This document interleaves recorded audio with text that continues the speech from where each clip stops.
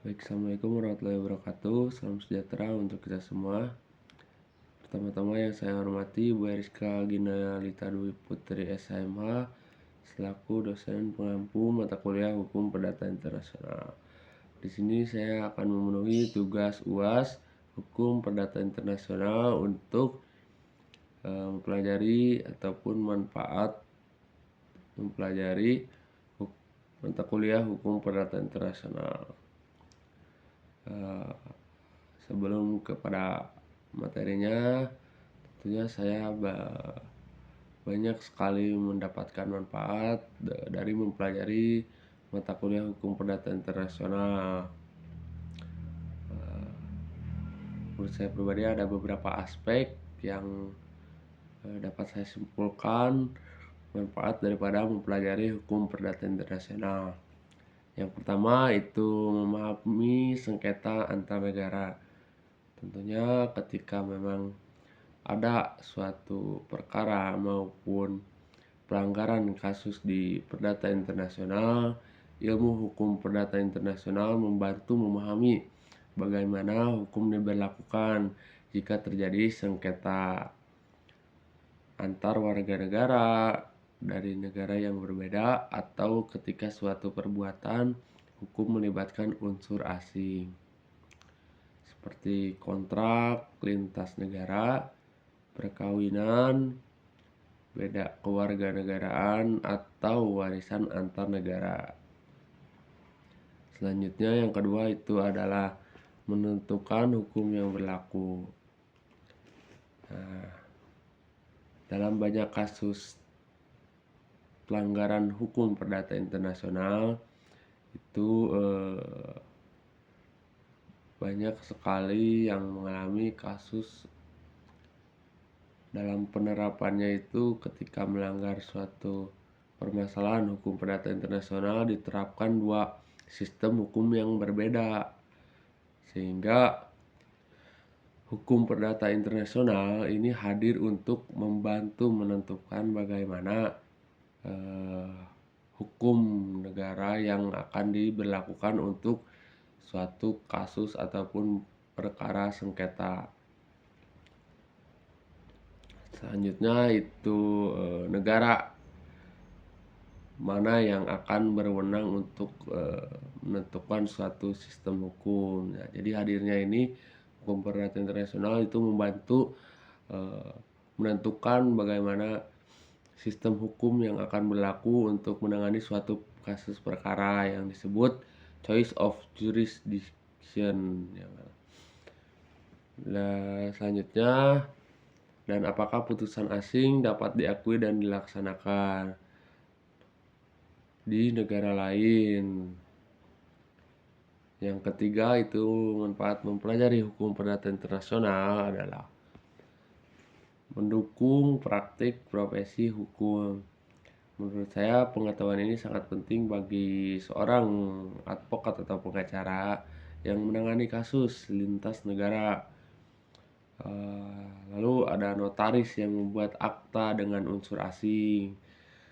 Yang kita ketahui kan banyak sekali warga negara yang berpindah kependudukan antar kewarganegaraan di negara asalnya menjadi negara lain. Contohnya WNA asing yang pindah kewarganegaraan di Indonesia. Lalu ada hakim yang memutus perkara perdata dengan unsur internasional. Nah, dengan hadirnya mata kuliah hukum perdata internasional ini membantu suatu pemahaman tentang bagaimana memutus atau mengadili suatu perkara internasional ataupun unsur internasional. Nah, yang selanjutnya adalah pejabat imigrasi. Pejabat imigrasi tentunya bermanfaat sekali karena kita memahami atau mengetahui aturan-aturan hukum perdata internasional seperti pejabat imigrasi ataupun diplomatik internasional. Selanjutnya ada konsultan hukum internasional. Dengan kita mempelajari hukum perdata internasional, adapun manfaatnya sebagai konsultan hukum perdata internasional, karena kita sudah memahami bagaimana peraturan yang akan diberlakukan, ataupun sebagai konsultan suatu perkara, kasus maupun sengketa. Yang keempat itu adalah mengikuti perkembangan globalisasi. Dalam era globalisasi, transaksi dan hubungan antar warga negara menjadi semakin umum. Hukum perdata internasional hadir untuk menjadi alat penting untuk menjembatani perbedaan hukum nasional dalam konteks antara lain yaitu perdagangan internasional, perkawinan antar bangsa, adopsi anak asing, warisan internasional, dan lain sebagainya.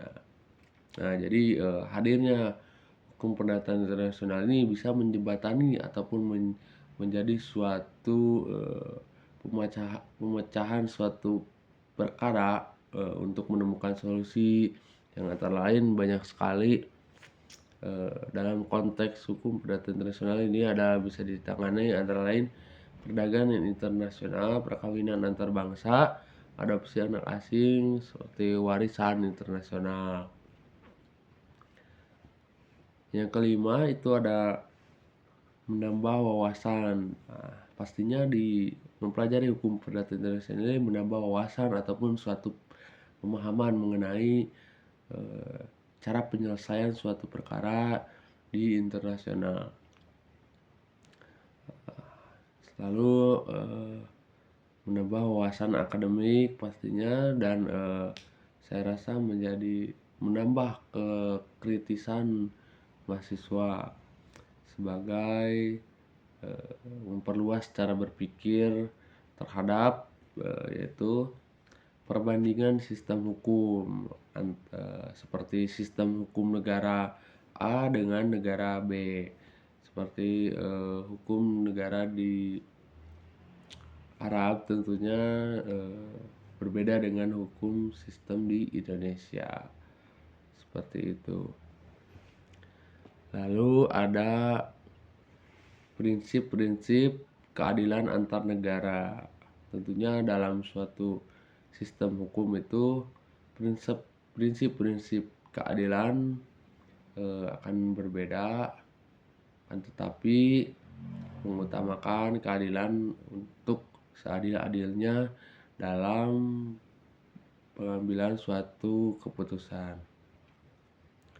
Yang selanjutnya adalah upaya harmonisasi hukum internasional. Selanjutnya ada tantangan kedaulatan hukum dalam interaksi global. Yang terakhir itu manfaat daripada mempelajari hukum perdata internasional adalah sebagai mendukung karir internasional bagi seorang calon-calon ataupun yang bercita-cita menjadi pekerja di lembaga ataupun organisasi internasional seperti PBB, WTO, ICC, bisa mempelajari hukum perdata internasional, karena kita dapat memahami tentunya suatu proses penanganan ataupun sebagai bahan pemahaman diri kita untuk prospek kedepannya. Yang selanjutnya sebagai